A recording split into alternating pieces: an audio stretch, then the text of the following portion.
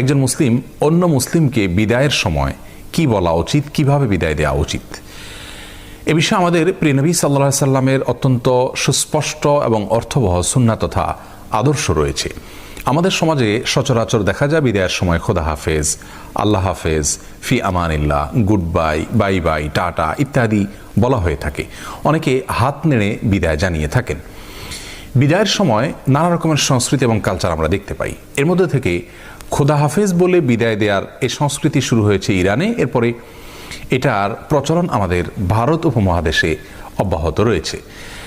এর পাশাপাশি আল্লাহ হাফেজ এই বাক্য বলে বিদায় দেওয়ার প্রচলন ভারত, বাংলাদেশ এবং পাকিস্তানে রয়েছে, অন্য কোথাও এ প্রচলন নেই। মধ্যপ্রাচ্যে মানুষ বিদায়ের সময় মা আসসালামা ইত্যাদি বলে থাকেন, আর সব জায়গাতেই গুড বাই, বাই বাই, টাটা ইত্যাদি কম বেশ মানুষ বলে থাকেন, হাত নেড়ে অনেকে বিদায় জানিয়ে থাকেন। প্রিয় নবী সাল্লাল্লাহু আলাইহি সাল্লাম বিদায়ের সময় সালাম দিতেন এবং বিদায় প্রার্থী ব্যক্তির হাত ধরে হাতে হাত মিলিয়ে দীর্ঘ সময় ধরে মুসাফাহা করতেন।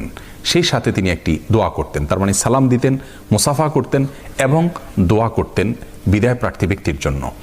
আর তার দোয়া ছিল আস্তাউদিউল্লাহ দীনাক ও আমানাতাক ও খাওয়াতিমা আমালিক, যার অর্থ হলো তোমার দিন, তোমার আমানত এবং তোমার শেষ পরিণাম বা তোমার কাজের ফলাফল এ সবগুলো যেন আল্লাহ রাব্বুল আলামিন হেফাজতে রাখেন, সেজন্য আমি তোমাকে আল্লাহর কাছে ন্যস্ত করছি, অর্পণ করছি।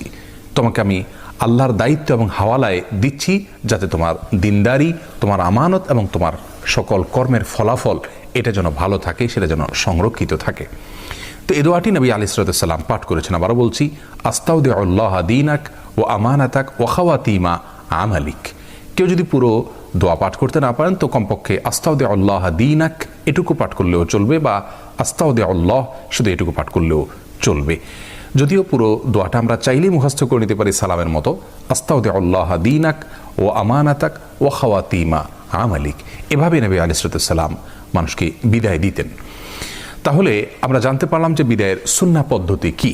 খোদা এই শব্দটির মাধ্যমে যদিও আমরা আল্লাহ রাব্বুল আলামিনকে বুঝিয়ে থাকি এবং যুগ যুগ ধরে ওলামায়ে কেরাম এটি ব্যবহার করেছেন, তথাপি এ বিষয়ে কয়েকটি প্রশ্ন রয়েছে। সবচেয়ে বড় কথা হলো আল্লাহ রাব্বুল আলামিনের নামগুলো সব সংরক্ষিত, তাওকিফি। কোরআন এবং হাদিসে শুধু তার যে গুণবাচক নাম বলা হয়েছে, তার বাইরে তার জন্য নতুন কোনো নাম আমরা বলতে পারি না। হ্যাঁ, তার কোনো গুণবাচক নামের অনুবাদ আমরা বলতে পারি। তো খোদা বা খোদা এটা আল্লাহ রাব্বুল আলামিনের কোনো গুণবাচক নামের অনুবাদ নয়, যার কারণে খোদা না বলে আল্লাহ বলা উচিত। আল্লাহ রাব্বুল আলামিন বলেছেন ওয়ালিল্লাহিল আসমাউল হুসনা ফাদউহু বিহা। আল্লাহ রাব্বুল আলামিনের অনেকগুলো সুন্দর গুণবাচক নাম রয়েছে, সেগুলো দিয়ে আল্লাহকে ডাকো। অতএব খোদা না বলে আমরা আল্লাহ বলবো বা অন্যগুলো বলবো, এটা উত্তম হবে। আর আল্লাহ হাফেজ শব্দের অর্থ হলো আল্লাহ সংরক্ষণকারী, আল্লাহ হেফাজতকারী। অর্থের দিক থেকে এটি সন্দেহাতীতভাবে ভালো। সেই সাথে ফি আমানিল্লাহ এর অর্থ হলো আল্লাহর নিরাপত্তায়, অর্থাৎ আল্লাহর নিরাপত্তায় তোমাকে দিয়েছি। এই কথাগুলো ভালো, মৌলিকভাবে মন্দ কিছু নয়। তবে একজন মুসলিম তার প্রতিটি চলনে বলনে উঠা বসায় যদি নবী আলাইহিস সালামের সুন্নাহকে, তার বাতানো পদ্ধতিকে অবলম্বন করে কাজটা করেন, তাহলে সেটি ইবাদতে পরিগণিত হয়।